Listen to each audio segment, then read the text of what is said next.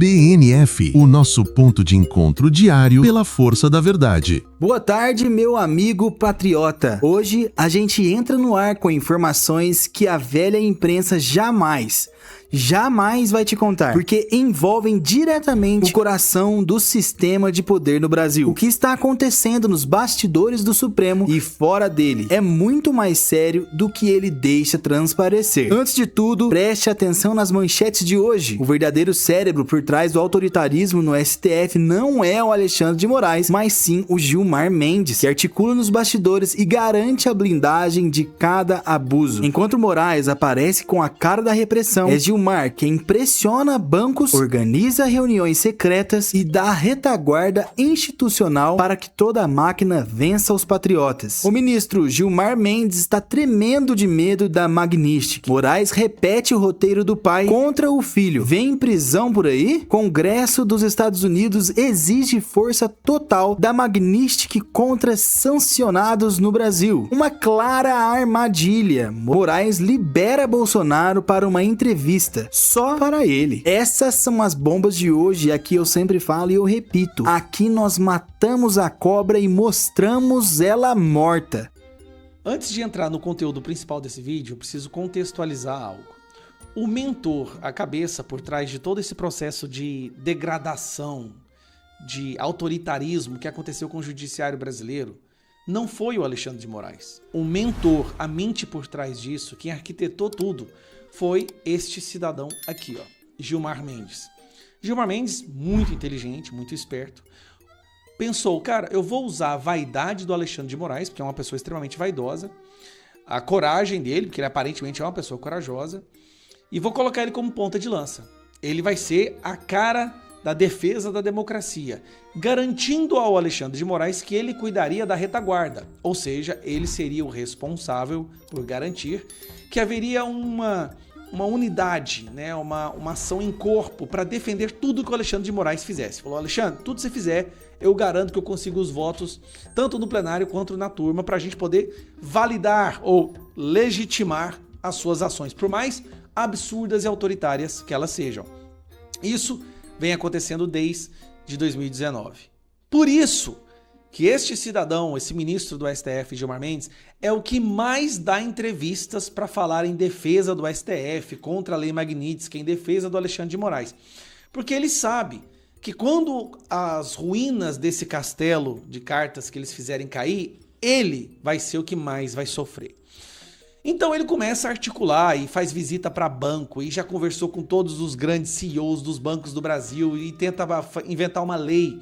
Agora está forçando, né, coagindo o Congresso a aprovar uma lei para proteger os ministros do STF de sanções, basicamente impedindo que a Magnitsky alcance o Brasil. Lembrando que a Magnitsky no Brasil tem 16 pessoas sancionadas. Dentre essas 16, 15 são traficantes, tráfico de ser humano, terroristas, financiadores de terroristas. Sim, a pior espécie. No meio desses 16 está lá o Alexandre de Moraes. Agora já aumentou, né? Fica a esposa do Alexandre de Moraes e também as empresas dele, o Instituto e o Escritório de Advocacia. Dito isso, vamos escutar o que o cidadão aqui falou. Nós estamos nos debruçando sobre um debate de lei anti-embargos para proteger as autoridades e também aquelas chamadas entidades que sofrem sanções secundárias, como bancos, prestadores de serviços. Então é preciso entrar um pouco neste mundo e discutir isso. E acho que o Congresso é o locus adequado para esse tipo de proteção. Ele quer... É essa parte que eu fico preocupado, porque ele é um cara inteligente. Isso é inegável. O Gilmar Mendes é uma das pessoas mais inteligentes que já passou no STF, tá? Ele sabe que não tem como burlar a Magnitsky. A Magnitsky, ela não é aplicada no Brasil, ela é aplicada nos Estados Unidos. Os bancos que não a seguirem simplesmente não poderão mais fazer negócios nos Estados Unidos nem terão acesso ao sistema internacional. É isso que não tem como nenhuma legislação brasileira mudar, e ele sabe disso. Isso aqui é um desespero de alguém que está tentando, de alguma forma, se agarrar a uma esperança imaginária. A minha pergunta... Bom, aqui ele de novo. Enquanto não existe essa legislação, o que os bancos do Brasil podem fazer, aqueles cujas pessoas que foram sancionadas têm contas?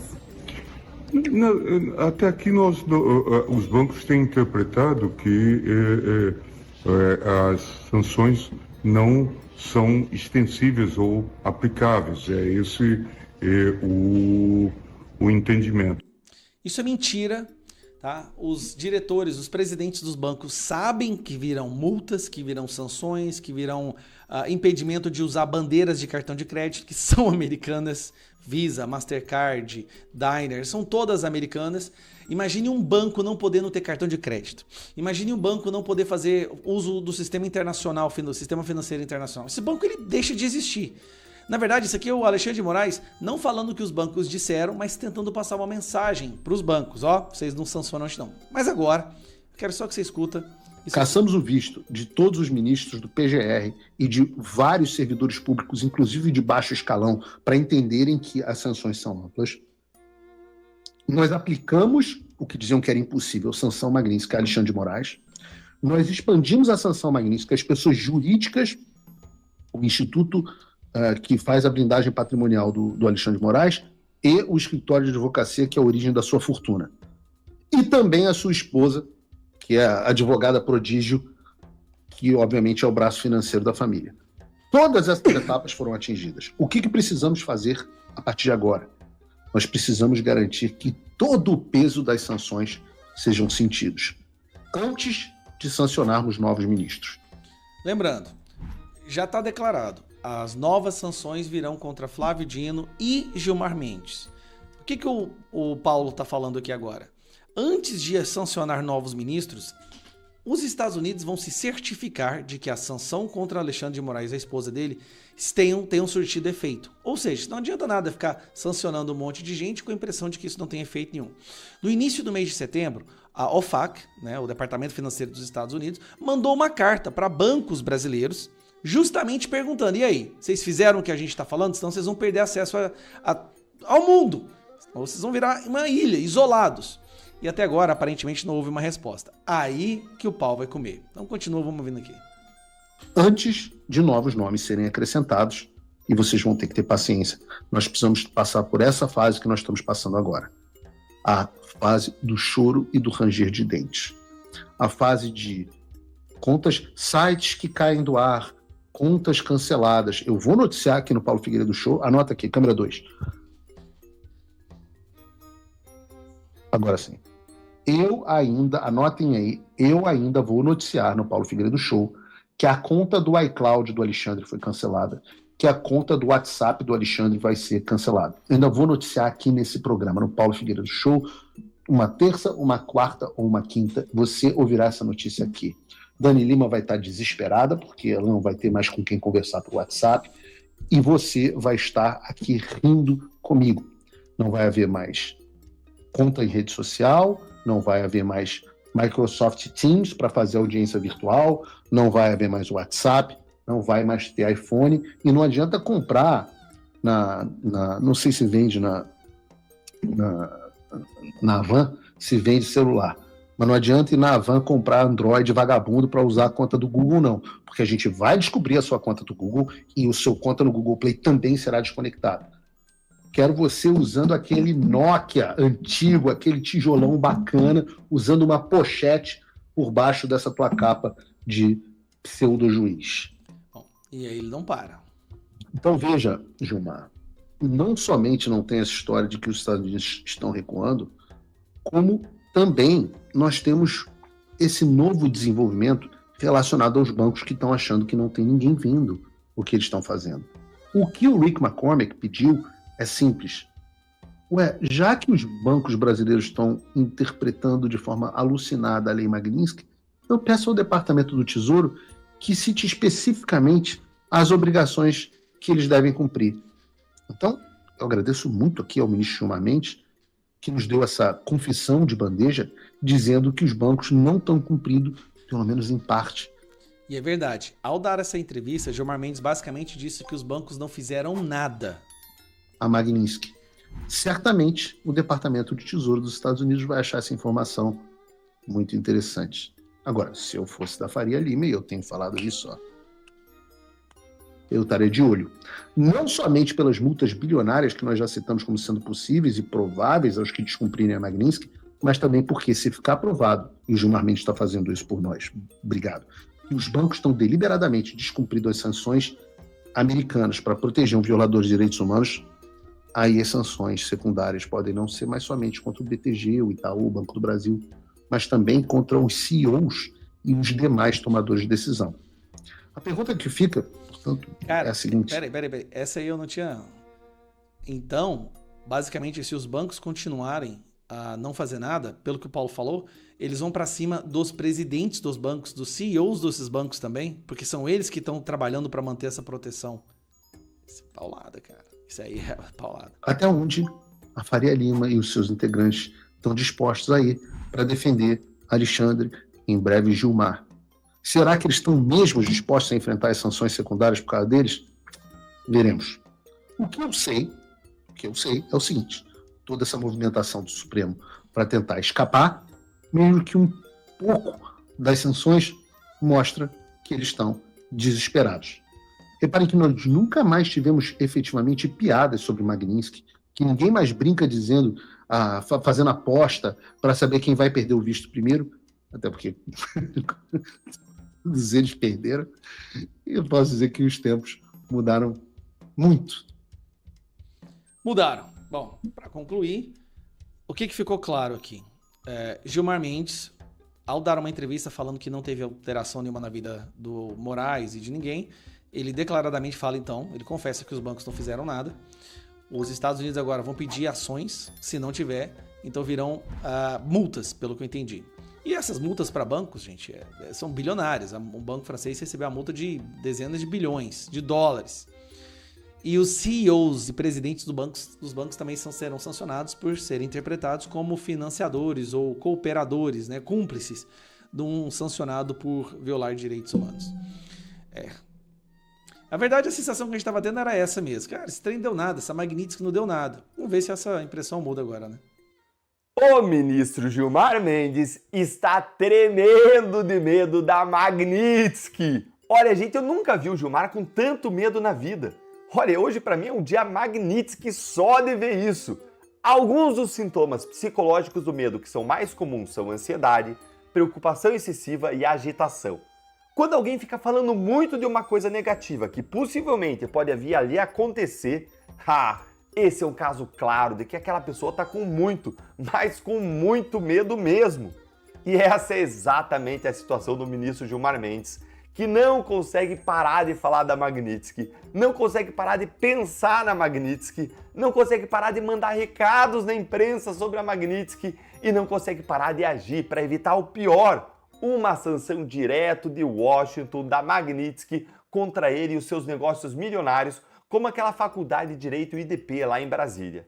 O que eu vou mostrar para vocês agora é uma coleção de falas de um ministro Gilmar Mendes completamente delirante, desequilibrado, falando abobrinhas à torto e à direito e com o semblante de medo, do pavor que ele está sentindo de vir a ser sancionado pela Magnitsky.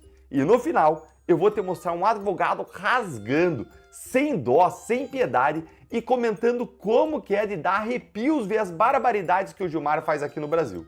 Bora então começar com o Gilmar ignorando que ele é juiz e usurpando as funções do Congresso Nacional. Olha aí.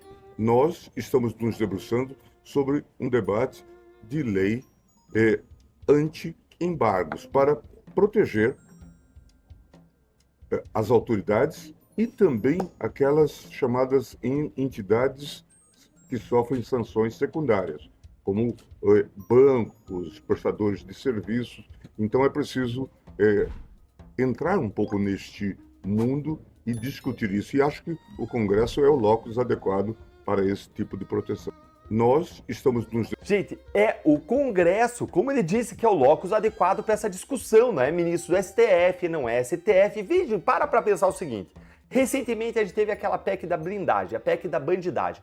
E a gente desceu a lenha, a imprensa desceu a lenha naquela PEC da bandidagem que criava uma proteção que os Congresso Nacional, os parlamentares criavam para eles mesmos contra processos criminais. E tem que ter essa proteção para palavras, opiniões, votos, mas não para crimes como crime de corrupção. E aí a imprensa desceu a lenha. E agora a gente vê o ministro, ele que nem deveria ser legislativo, querendo criar uma medida legal, um projeto de lei anti-embargos para proteger eles mesmos. E aí a gente vê a imprensa passando pano. Tudo é muito horrível e vergonhoso, não é?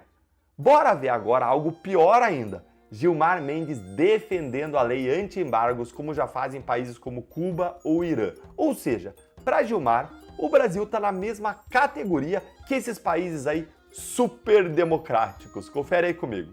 Na Europa existe já várias discussões sobre isso e várias decisões sobre isso, tendo em vista embargos que são aplicados a Cuba, embargos que são aplicados ao Irã.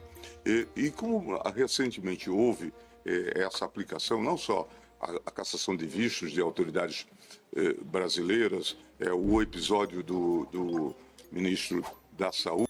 Na Europa existe já... Gente, é como eu disse, essa aí é a nova PEC da blindagem. Agora é o PL da blindagem para proteger eles mesmos. Péssimo, não é?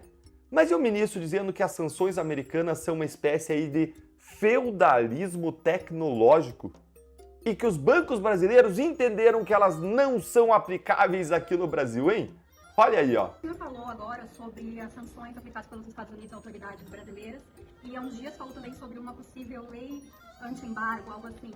A minha pergunta é, enquanto não existe essa legislação, o que os bancos do Brasil podem fazer, aqueles cujas pessoas que foram sancionadas têm contas? Até aqui os bancos têm interpretado que as sanções não são extensíveis ou aplicáveis. É esse Mentira!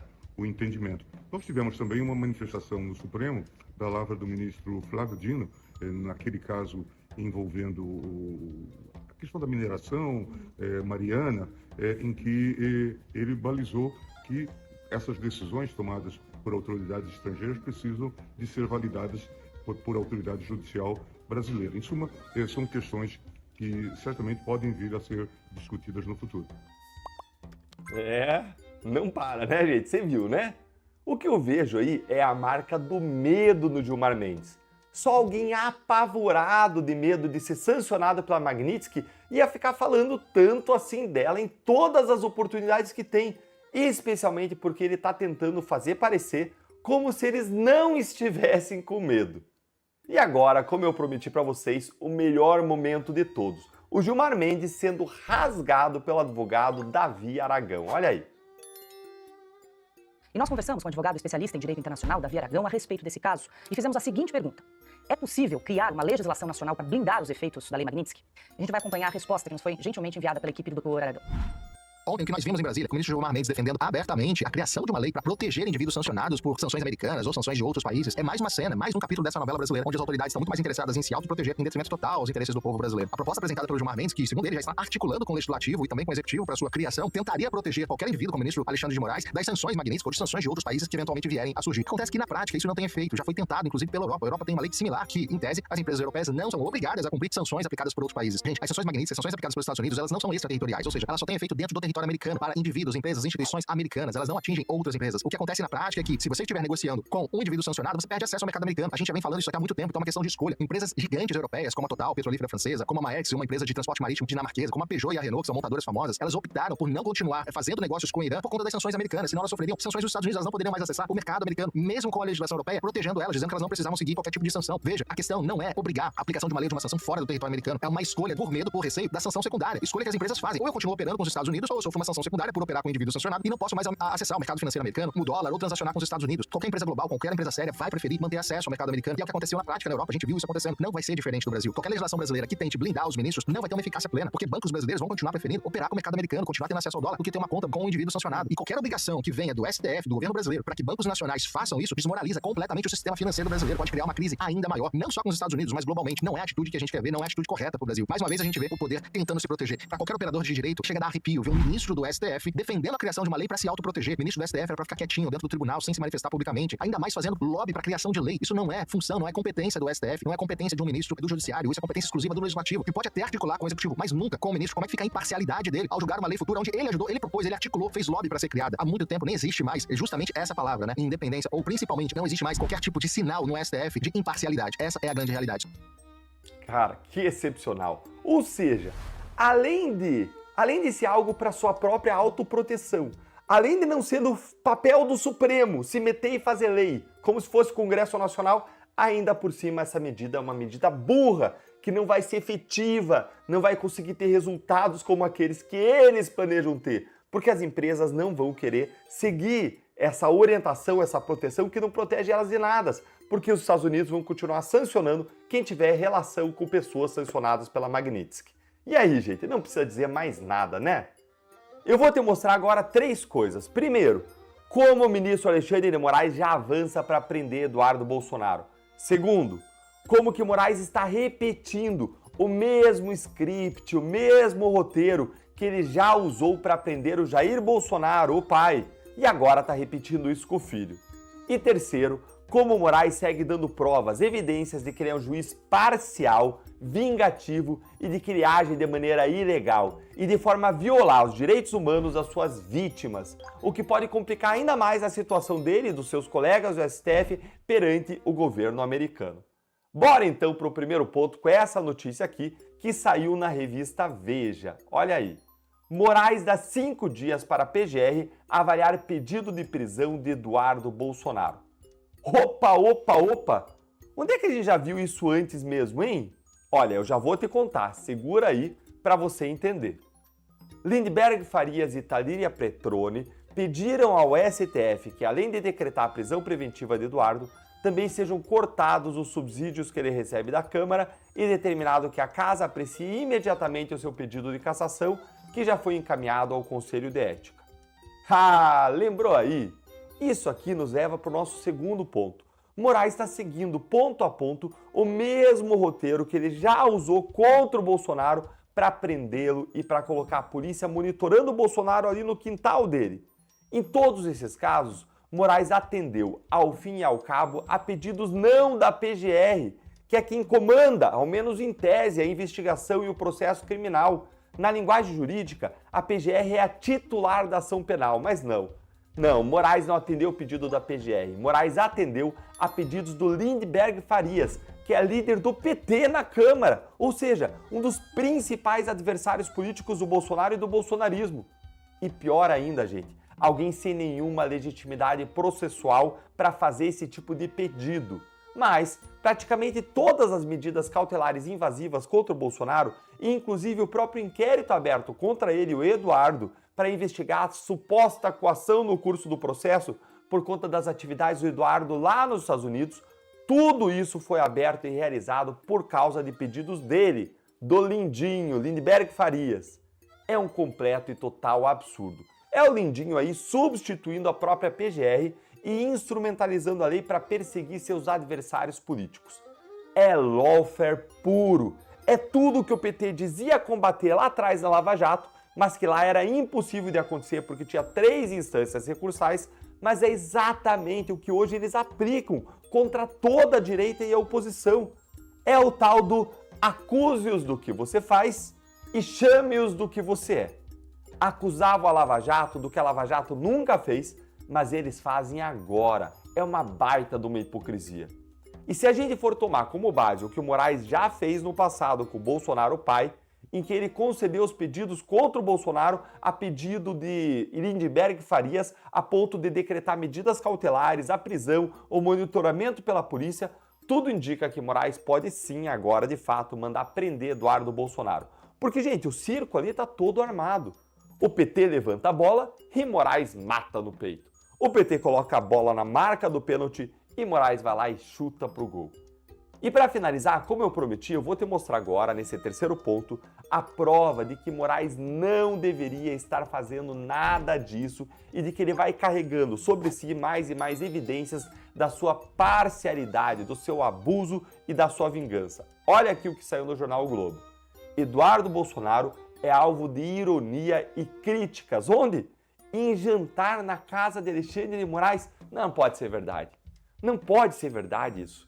É absurdo demais para ser verdade. E eu vejo a imprensa normalizando como se fosse mais um dia normal no Brasil, na Brasilândia, na Banânia. Gente, super normal isso aí, né? O juiz relator do caso ironizando e criticando os investigados e possíveis réus. Esses investigados, eles vão ter um julgamento justo, sim, ó, confia. Esse juiz aí é imparcial, né? Ele é isento, sim, confia. Eu fico imaginando se fosse o Sérgio Moro lá atrás, em reuniões na casa dele com políticos ironizando o Lula. Isso não aconteceu. O Moro ironizar o Lula nunca aconteceu. E ainda assim deram um jeitinho de declarar o Moro suspeito para livrar o Lula. Agora me diz uma coisa aí. Como que você explica para um estrangeiro que venha para o Brasil, você vai lá para fora e vai explicar para o gringo que no Brasil o ministro da Suprema Corte, que é o relator do processo, sai na imprensa como alguém que ironiza e critica o réu que ele vai julgar, hein? É muita democracia, né, gente? Me conta aí a sua opinião nos comentários, curte o vídeo, se inscreve no canal, aqui é a sua casa. Clica no sininho para você não perder nada por aqui e eu convido você a se tornar um membro do canal para receber análises exclusivas, ter prioridade nas respostas aos seus comentários e também apoiar de forma mais intensa o nosso trabalho. Um grande abraço e até o próximo vídeo. Veja, Gilmar, não somente não tem essa história de que os Estados Unidos estão recuando, como também nós temos esse novo desenvolvimento relacionado aos bancos que estão achando que não tem ninguém vindo o que eles estão fazendo. Vamos ver o que o próprio Gilmar Mendes está falando sobre isso. Agora sobre as sanções aplicadas pelos Estados Unidos a autoridades brasileiras e há uns dias falou também sobre uma possível lei anti-embargo, algo assim. A minha pergunta é, enquanto não existe essa legislação, o que os bancos do Brasil podem fazer, aqueles cujas pessoas que foram sancionadas têm contas? Não, até aqui os bancos têm interpretado que as sanções não são extensíveis ou aplicáveis. É esse o entendimento. Nós tivemos também uma manifestação no Supremo da lavra do ministro Flávio Dino, naquele caso envolvendo a questão da mineração, Mariana, em que ele balizou que essas decisões tomadas por autoridades estrangeiras precisam de ser validadas por autoridade judicial brasileira. Em suma, são questões que certamente podem vir a ser discutidas no futuro. Eu agradeço aqui, Gilmar Mendes, a confissão de que os bancos brasileiros estão, até o presente momento, deixando de aplicar a Lei Magnitsky na sua plenitude por interpretarem que as sanções não são aplicáveis ao Brasil. E isso é engraçado, porque uma vez que tem operações dos Estados Unidos e estão debaixo da jurisdição americana, esses bancos são sim tratados pela Lei Magnitsky como US persons e, portanto, devem cumprir todas as sanções aplicáveis e aplicadas pelo OFAC. Mas eu sei que tem muita gente com Paulo Figueiredo Derangement Syndrome. Se eu falar, tem gente que vai escolher não acreditar. Então eu vou deixar alguém falar por mim. Por isso, eu vou ler aqui a carta que o congressista do partido do Donald Trump, o Partido Republicano, enviou ontem, e que se tornou pública hoje, ao secretário do Tesouro dos Estados Unidos, Scott Bessent. E essa carta se tornou pública hoje e realmente é impressionante. Diz, está aqui assinada pelo Congresso dos Estados Unidos, Câmara dos Representantes, 1º de outubro de 2025, a honorável Scott Bessent, secretário do Tesouro, a honorável Badray Smith, diretor do OFAC. Prezado secretário Bessent e diretor Smith, como membro do Congresso, escrevo para expressar séria preocupação e solicitar esclarecimentos sobre recentes sanções impostas pelo Global Magnitsky contra o ministro Alexandre de Moraes do Supremo Tribunal Federal do Brasil. Essa designação, anunciada pelo OFAC em 30 de julho de 2025, é inédita na política externa dos Estados Unidos. Nunca antes um juiz em exercício da mais alta corte de uma nação estrangeira havia sido sancionado sob essas autoridades. A base para a designação, graves violações de direitos humanos internacionalmente reconhecidos, incluindo a supressão de liberdade de expressão e do devido processo, levanta questões fundamentais sobre o Estado de Direito e a governança no Brasil. Ao mesmo tempo, a presença contínua de um indivíduo sancionado em posição tão alta de autoridade judicial cria riscos de conformidade para cidadãos e instituições dos Estados Unidos que operam em um dos maiores mercados emergentes para investimento americano. Prestem atenção. Esta questão tem implicações diretas para proteção de investidores, especialmente para fundos dos Estados Unidos, com exposições a ações, instrumentos de dívida e entidades reguladas no Brasil, cumprimento da política de sanções, dada a possibilidade de exposição indireta através de processos judiciais ou regulatórios brasileiros, e estabilidade financeira, visto que o Brasil continua sendo um componente-chave dos mercados de capitais globais. À luz dessas preocupações, solicito respeitosamente que o Departamento e o OFAC forneçam respostas às seguintes questões. 1. Obrigação de conformidade. Quais obrigações específicas se aplicam a instituições financeiras, fundos e gestores de ativos dos Estados Unidos quando um juiz sancionado permanece ativo no Supremo Tribunal Federal do Brasil? 2. Exposição indireta. Como o OFAC avalia e mitiga a exposição indireta quando decisões judiciais, ações regulatórias ou transações supervisionadas envolvem o ministro Alexandre de Moraes? 3. Mecanismos de aplicação. Quais medidas serão tomadas para garantir que os cidadãos dos Estados Unidos não se tornem inadvertidamente não conformes quando decisões legais brasileiras têm a autoridade de um indivíduo sancionado?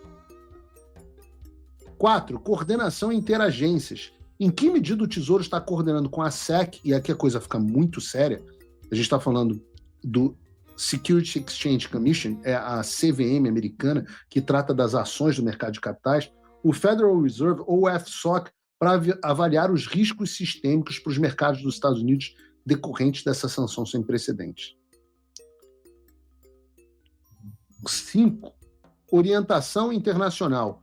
O OFAC emitirá uma orientação para governos aliados, organismos multilaterais como o FATF, o IOSCO ou partes interessadas do setor privado para reforçar padrões globais de conformidade nessa situação extraordinária?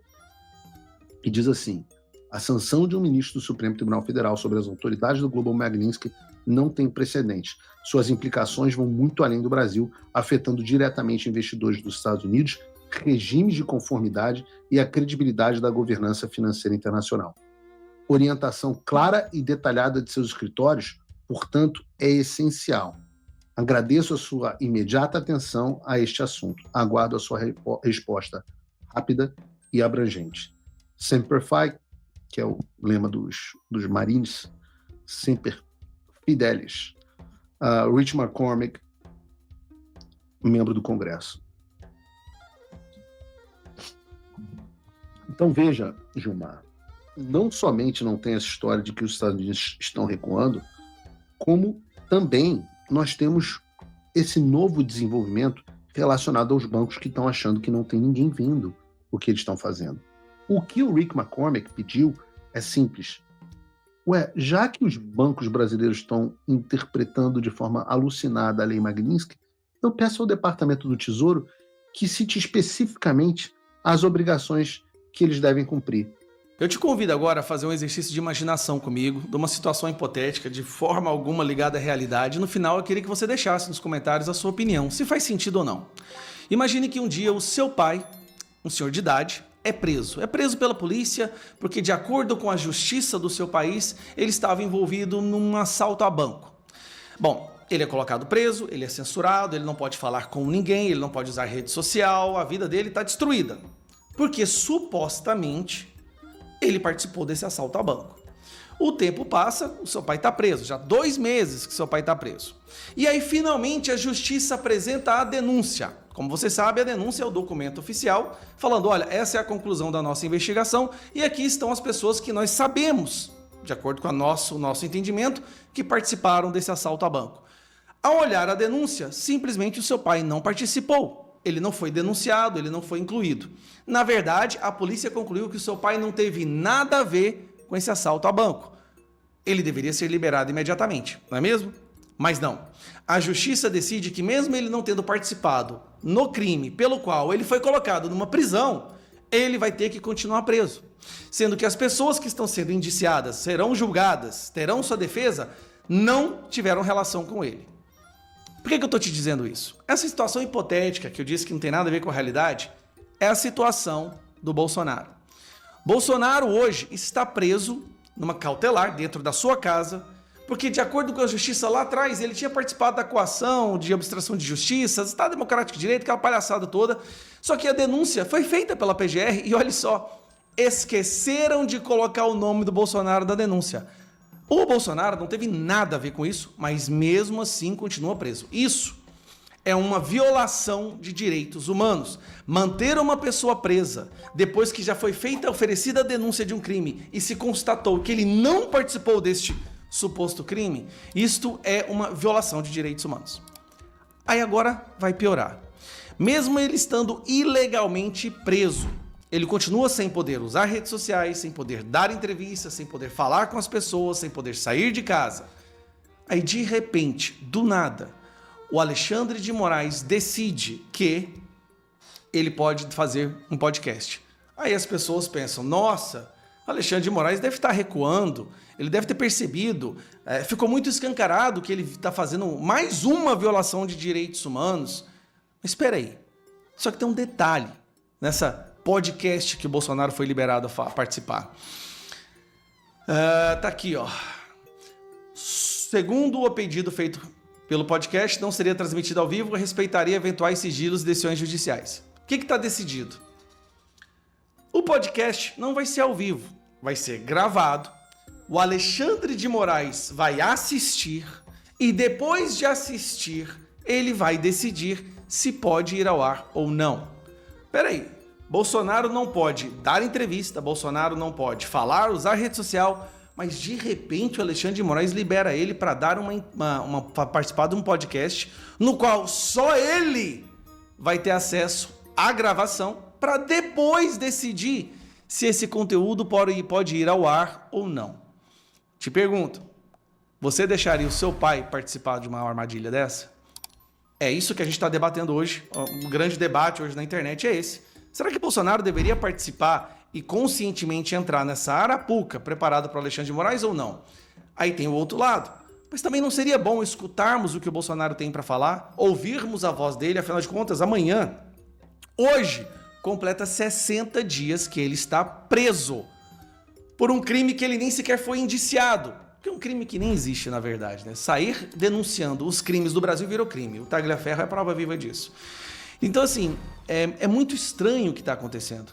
É estranho o fato dele ainda estar preso em casa, numa cautelar de uma denúncia que ele não foi indiciado. É estranho o fato do Alexandre de Moraes ter liberado ele para participar de um podcast que não pode ser ao vivo, que tem que ser assistido pelo Alexandre de Moraes primeiro e pela sua turma, para depois decidirem se pode ser vinculado ou não. É tudo muito estranho, mas na verdade o Brasil virou o país da estranheza, porque nada no judiciário, pelo menos, acontece seguindo os procedimentos normais. Nenhum passo, nenhuma ação, nenhum inquérito, nada acontece na forma natural das coisas. Eduardo Bolsonaro foi notificado através de um edital e tem 5 dias para fazer sua defesa, num processo que foi aberto há um mês. E já querem encerrar e condenar ele mês que vem, porque depois vem um recesso. Esse é o Brasil que a gente vive. Então, assim, é muito triste saber que o nosso presidente nunca alguém esteve numa posição tão perfeitamente enquadrada em prisioneiro político como o Bolsonaro está agora. Mas o problema somos nós que reclamamos disso. O problema é você que pede para que a Constituição seja seguida, que o devido processo legal seja respeitado, que a liberdade de expressão seja respeitada. Você é o problema para a democracia. Você, se você descobrir um crime do judiciário e denunciar, você é um risco para o Estado Democrático de Direito. Aí eu te falo, é ou não é uma ditadura o que a gente está vivendo? Ela consegue se disfarçar graças à imprensa, mas o que a gente está vivendo, não te garanto, uma coisa eu tenho certeza, não é um Estado Democrático de Direito. Meus amigos, chegamos ao fim de mais um vídeo, mas a luta está apenas começando. É a hora de unir forças, é hora de mostrar que não estamos sozinhos e que o Brasil não pertence a esses poucos togados políticos e burocratas que acreditam que podem mandar em 220 milhões de brasileiros. O Brasil pertence a nós, o povo de bem, que acredita em Deus, na família e na liberdade. Para essa luta continuar, é fundamental que você se inscreva nesse canal, deixe seu like, comente e compartilhe esse vídeo em todos os grupos, com seus amigos, famílias, com seus vizinhos vizinhos e até inimigos. É assim que a verdade se espalha. Eu quero saber quem é o patriota de verdade que ficou até aqui. Então comente aqui embaixo, fora Gilmar. Fique firme, patriota. Levante a cabeça, mantenha a fé e continue comigo na resistência. O futuro pertence a quem não desiste e nós não vamos desistir. Um grande abraço. Brasil acima de tudo.